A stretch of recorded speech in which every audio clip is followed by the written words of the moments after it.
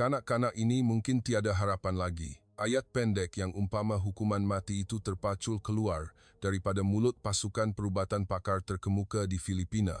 Sophia Miller, seorang gadis berusia 13 tahun, terpaksa berhadapan dengan penyakit misteri yang menyerang tubuhnya secara tiba-tiba.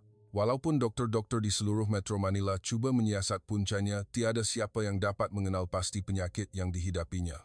Akhirnya, ibu bapanya menerima perhabaran yang paling menyayat hati. Kami sudah buntu. Sila persiapkan diri dan bersedialah untuk mengucapkan selamat tinggal kepadanya. Di Filipina, sebuah negara yang mempunyai banyak pusat perubatan moden di Asia Tenggara, nyawa gadis kecil ini sedang dibiarkan malap. Namun, ketika keputusasaan sedang memakan hati kedua ibu bapanya, kata-kata seorang kenalan tiba-tiba menyalakan sebutir cahaya kecil. Mungkin pasukan perubatan dari Malaysia ada jalan penyelesaiannya. Kata-kata itu kedengaran agak mustahil bagi penyakit yang telah dilabel sebagai tiada penawar. Bolehkah perubatan dari negara jiran Malaysia benar-benar membantu? Dan jika Sophia memutuskan untuk mendapatkan rawatan, bagaimanakah gadis kecil itu akan menghadapi titik perubahan yang menakjubkan ini? Kisah ini akan membawa Anda menelusuri kisah di sebalik tabir di mana pasukan perubatan Filipina terpaksa menyerah kalah, tetapi doktor Malaysia hanya mengambil masa beberapa jam untuk mendiagnosis dan mengubah takdir hidupnya. Mari kita ikuti kisah ini bersama-sama. Sophia Miller tinggal di Makati, Filipina.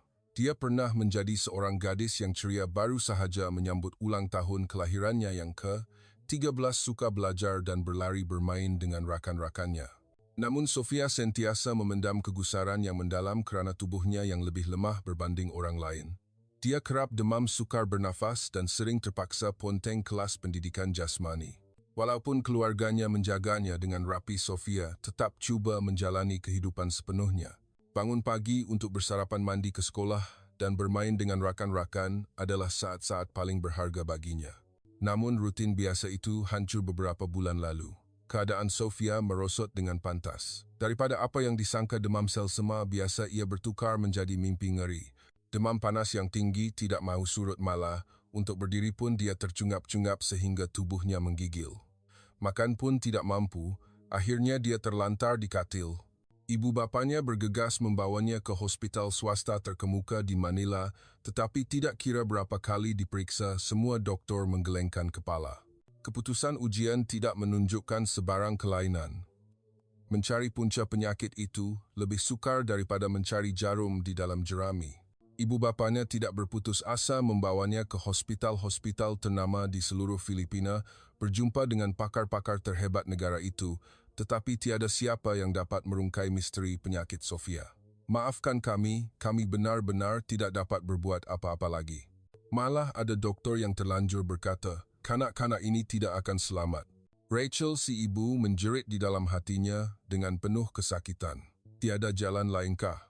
Apa sahaja rawatan, tolonglah selamatkan anak saya. Namun jawapan yang diterima hanyalah kesepian, seolah-olah disuruh berdiri melihat anaknya pergi perlahan-lahan di depan mata. Saya tidak akan menerimanya sama sekali, walaupun harapannya tipis. Saya akan cari jalan untuk selamatkan anak saya. Dalam kegelapan itu, Rachel berusaha mencari jalan keluar, sehinggalah suatu hari dia meluahkan penderitaannya kepada seorang kenalan. Ada tak mana-mana jalan, di mana-mana sahaja yang ada doktor hebat yang boleh tolong Sophia. Kenalan itu diam seketika sebelum berkata, kalau diikutkan, saya dengar di Malaysia ada pasukan perubatan pakar yang bertaraf dunia, terutamanya dalam merawat penyakit yang sering terlepas pandang oleh perubatan barat. Mereka pernah merawat banyak kes yang telah putus harapan sehingga Malaysia digelar sebagai hub perubatan Asia. Mata Rachel terbeliak. Malaysia, maklumat yang diterima ialah pasukan perubatan dari sebuah universiti perubatan terkemuka di Malaysia yang mempunyai kepakaran khas dalam mendiagnosis penyakit tropika dan penyakit baru muncul. Benarkah ada pasukan doktor sebegitu? Jantung Rachel kembali berdegup kencang. Dia segera mencari maklumat bagaikan orang gila sehingga mendapat nombor untuk dihubungi. Hello, tolong selamatkan anak saya. Rachel menelepon merentasi lautan dengan tangan yang menggeletar. Dia menceritakan semua gejala dan apa yang didiagnosis oleh dokter di Filipina. Suara di hujung talian dari Kuala Lumpur menjawab dengan nada tenang dan lembut. Kami faham. Keadaannya agak kritikal. Suara itu ialah Dr. Amir, salah seorang pakar daripada Pasukan Perubatan Malaysia. Kami ingin memeriksa pesakit dengan segera, tetapi dengan keadaan Sofia sekarang, adakah dia mampu untuk melakukan perjalanan ke Malaysia? Soalan itu bagaikan petir menyambar hati Rachel. Dia tahu Sofia tidak mungkin mampu menaiki kapal terbang walaupun untuk penerbangan beberapa jam. Walaupun kami mahu pergi, saya takut anak saya tidak akan sampai ke Malaysia, jawab Rachel dengan suara serak. Air mata keputusasaan mula mengalir lagi. Kesunyian menyelubungi seketika. Rachel bersedia untuk ditolak. Namun apa yang didengarinya kemudian membuatkan dia hampir tidak percaya. Kalau begitu, bagaimana jika kami yang terbang ke sana, ke Filipina? Apa maksud doktor? Ya, kami sendiri yang akan ke Filipina, jawab Dr. Amir dengan tegas dan penuh sifat belas kasihan, cerminan budaya Malaysia yang kaya dengan budi bahasa. Kami akan bawa peralatan yang paling penting untuk memeriksa Cik Sofia di sana. Jika pesakit tidak boleh bergerak, doktorlah yang mesti pergi mencarinya kerana nyawa pesakit adalah yang paling utama. Rachel terus menangis tersesak-esak, tetapi ini bukan tangisan kesedihan melainkan air mata kesyukuran. Terima kasih sangat-sangat. Hanya beberapa hari selepas itu, Pasukan Perubatan Malaysia tiba di lapangan terbang antarabangsa Ninoy Aquino, Manila dengan pantas. Apabila Rachel melihat kumpulan doktor Malaysia itu berjalan keluar, dia berasa seperti melihat malaikat penyelamat. Pasukan ini terdiri daripada pakar perubatan dalaman, pakar saraf dan pakar penyakit berjangkit. Mereka tidak datang dengan tangan kosong, sebaliknya membawa peralatan diagnosis khas di dalam beg mereka menyeberangi laut. Namun perjuangan baru sahaja bermula. Apabila pasukan doktor Malaysia tiba di rumah Sofia, di kawasan perumahan elit di Makati, gadis itu terbaring dengan nafas yang tersekat-sekat di atas katil. Dia tersenyum lemah kepada tetamu itu. "Mak, abang-abang dari Malaysia ni datang nak tolong saya ke?" "Ya sayang, kamu pasti akan sembuh," Rachel memujuk anaknya, namun hatinya masih bimbang jika doktor Malaysia juga tidak menemui jalan penyembuhan. Dr. Amir dan pasukannya mula membuat pemeriksaan serta-merta. Mereka bukan sahaja melihat keputusan darah, malah memerhatikan ciri-ciri fizikal dengan teliti, termasuk kulit, tindak balas saraf dan corak pernafasan. Tiba-tiba Dr. Amir mengerutkan dahi. "Simptom begini. Doktor di sini cakap memang tak jumpa puncanya ke?" "Ya, tiada siapa yang tahu." Dr. Amir tersenyum sedikit, matanya penuh keyakinan. "Tidak, ini sangat mirip dengan satu penyakit khusus." Jantung Rachel tersentak. Doktor tahu puncanya. Ia berdasarkan simptom dan sejarahnya ini menjurus kepada jangkitan parasit jenis jarang jumpa. Parasit, Rachel mengulang perkataan itu dengan bingung. "Tetapi doktor di sini tidak pernah sebut tentang ini." Dr. Amir menerangkan dengan tenang. "Penyakit ini mungkin jarang ditemui dalam buku teks perubatan barat atau mungkin terlepas pandang kerana ia sangat spesifik kepada kawasan tropika tertentu. Di Malaysia, kami biasa dengannya dan kami ada cara untuk mengesannya." Pasukan Perubatan Malaysia menggunakan peralatan yang dibawa untuk memeriksa darah dan tisu dengan teknik khas melalui mikroskop. Hanya beberapa jam kemudian, Dr. Amir meletakkan keputusan ujian. Tidak salah lagi, terdapat larva parasit jenis tertentu yang bersarang dalam sistem saraf adik Sofia. Inilah punca segala gejala tersebut. Saat itu, Rachel hampir rebah ke lantai. Apa yang gagal ditemui oleh doktor pakar tempatan berjaya ditemui oleh doktor Malaysia dalam masa yang singkat. "Bolehkah dirawat?" "Boleh," jawab Dr. Amir serta-merta. "Di Malaysia kami ada ubat khusus untuk membasmi parasit ini. Kami telah lama menyelidik dan menggunakannya, ia selamat dan berkesan. Namun masalah timbul. Ubat tersebut belum mendapat kelulusan penuh daripada FDA Filipina Pentadbiran Makanan dan Ubat-ubatan kerana ia jarang diperlukan di sana. Keputusan terletak di tangan Tuan dan Puan sama ada membenarkan penggunaan ubat yang kami bawa ini atau tidak." Rachel dan Mike, suaminya, berpandangan sesama sendiri dengan berat hati. Ubat yang tidak diiktiraf di Filipina, ubat dari negara jiran. Ketakutan mula menguasai diri, tetapi apabila melihat anak perempuan mereka yang bernafas nyawa-nyawa ikan dan teringat kata-kata doktor tempatan yang menyuruh mereka bersedia untuk berpisah, mereka tahu tiada apa lagi yang perlu dirisaukan. "Tuan dan Puan tidak perlu terburu-buru. Bincanglah dahulu," kata doktor Malaysia itu dengan penuh timbang rasa. Semasa pasukan doktor Malaysia menyediakan rawatan, berita itu sampai ke telinga Dr. Robert Harrison, doktor asal yang merawat Sofia dan seorang tokoh berpengaruh di hospital ternama Manila. Dia membantah keras. Saya tidak izinkan penggunaan ubat bomoh dari luar negara di kawasan tanggungjawab saya. Dr. Robert yang berbangga dengan standard perubatan barat, Filipina menengking marah. Perubatan kita adalah antara yang terbaik. Jika kita tak jumpa puncanya, maknanya ia tiada ubat. Membawa doktor dari negara luar untuk mendiagnosis di hadapan kita begini adalah satu jenaka maruah perubatan mereka sedang dicabar.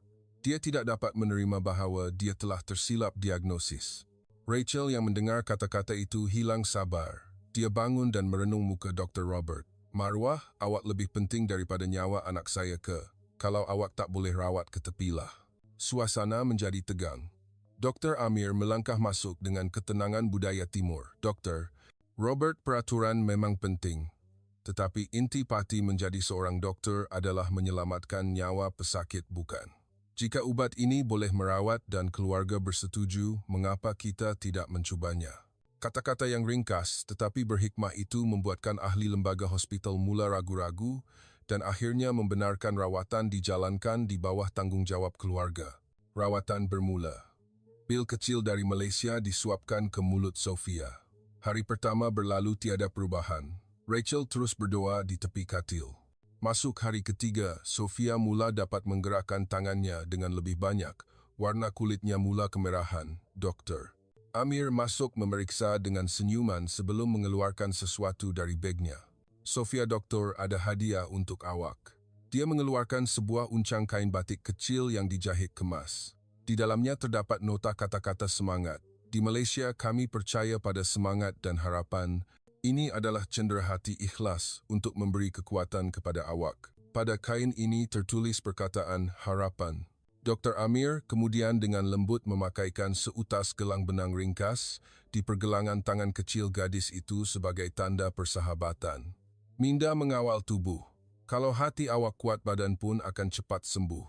Awak tak boleh hilang harapannya.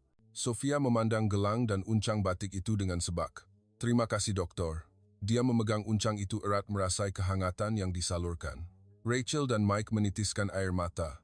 Bukan sekadar ubat untuk penyakit fizikal, tetapi doktor Malaysia itu turut merawat hati pesakitnya. Kehalusan budi inilah yang sering terlepas pandang. Dan kemudian, keajaiban berlaku. Pada hari kelima, Mak, ayah. Panggilan lemah itu mengejutkan Rachel. Pemandangan di hadapannya ialah Sofia sedang perlahan-lahan menolak badannya untuk bangun berdiri di atas kakinya sendiri. Ya Tuhan, Sofia, kamu boleh berdiri. Seluruh bilik dipenuhi tangisan kegembiraan. Dr. Amir dan pasukan doktor Malaysia berdiri tersenyum melihat pemandangan itu dari jauh. Ubat berkesan. Parasit telah dibasmi dan badannya sedang pulih. Berita kesembuhan ajaib Sofia tersebar ke seluruh Filipina. Media utama meletakkan tajuk muka depan keajaiban dari jiran tetangga pasukan doktor Malaysia selamatkan gadis yang hampir putus harapan. Semua saluran televisyen melaporkan berita ini. Orang ramai kagum dengan kemampuan doktor Malaysia yang mendiagnosis penyakit sukar dengan tepat dan pantas. Netizen memuji doktor Malaysia, sangat hebat, hati mereka sangat mulia. Malah Dr. Robert Harrison terpaksa akur dengan bukti di depan mata. Dia membuat sidang media memohon maaf dan mengakui kesilapannya. Saya memohon maaf dan ingin menzahirkan rasa hormat saya kepada kemampuan pasukan perubatan Malaysia dari lubuk hati saya. Dr. Amir hanya berkata ringkas kepada media, kami datang bukan untuk bertanding siapa lebih hebat, tetapi kami datang untuk merawat kerana nyawa manusia tiada sempadan negara. Kata-kata itu tular dan mengangkat imej perubatan Malaysia di mata dunia dengan penuh megah. Beberapa bulan kemudian, Sofia kembali ke sekolah. Dia kembali berlari dan ketawa bersama rakan-rakannya seperti sedia kala. Suatu hari dia memberitahu ibunya dengan mata yang bersinar penuh tekad. Mak, bila besar nanti saya nak jadi doktor. Doktor macam siapa sayang? Macam abang-abang doktor Malaysia tu. Saya nak selamatkan nyawa orang lain macam mana mereka selamatkan saya. Uncang batik dan gelang persahabatan itu masih disimpan rapi di kepala katil Sofia. Ia adalah simbol kehidupan baharu. Masa berlalu lebih 10 tahun. Sophia Miller, gadis yang pernah divonis tiada harapan, telah membesar dan berjaya diterima masuk ke Fakulti Perubatan di sebuah universiti terkemuka di Manila. Dia tidak pernah melupakan budi dan kehebatan pasukan perubatan dari Malaysia. Kisah ini membuktikan bahawa perubatan Malaysia tidak kurang hebatnya di dunia, baik dari segi kepakaran ketelitian dan yang paling penting hati seorang pemberi yang sanggup melakukan apa sahaja demi menyelamatkan satu nyawa tidak kira. Sejauh mana perjalanan yang perlu ditempuh? Cahaya harapan yang dinyalakan oleh pasukan doktor Malaysia akan terus bersinar memandu Sophia dan dunia perubatan selamanya.